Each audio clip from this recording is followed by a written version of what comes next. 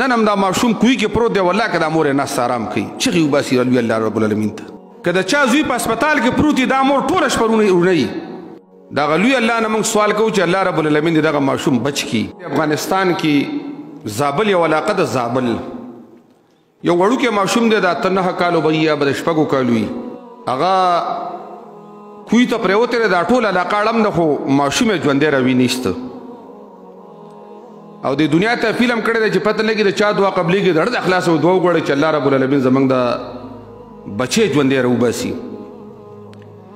او هغه مور داسې خوږمنه غوندې ښځه ده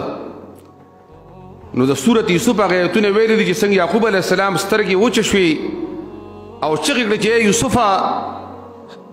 ستا حالت په موږ باندې راغی خو زما آفت او مصیبت به یو الله ته فریادي دغه لوی الله نه موږ سوال کوو چې الله رب العالمین دې دغه ماشوم بچ کړي الله دې کوی نه په خیر او په روغ صحت راوباسي او ټول مسلمانان د الله د مصیبتونو ازمایښتونو نه وساتي خو دې طرف ته یو سوچ پکار دی چې په دې دنیا کې یو اولاد دی او یو مور او پلار دی په دې مور او پلار کې وفا ده په دیو کې غیرت دی په دیو کې عزت دی په دیو کې سړیتوب دی دیو ټول عمر د ځان نه تیل وباسي چې زما دا بچی خوشحاله شي زما دې بچی ته عزت میلاو شي زما دا بچی له تکلیف نه خلاص شي د رسول الله صلی الله علیه وسلم زمانه کې یو مرغۍ وه بچی ترې صحابه راچوت کړي و هغه چغې والي رسول الله صلی الله علیه وسلم ته وفرمیل دا مرغۍ چا په دې بچو باندې خفه کړې ده او بیا رسول الله صلی الله علیه وسلم امر وکړ دا بچي ورته پرېږدئ د مور د بچي سره ډېر لوی درد دي که سا ترې خېږي سا او زنکدن درې تورسرې شروع وي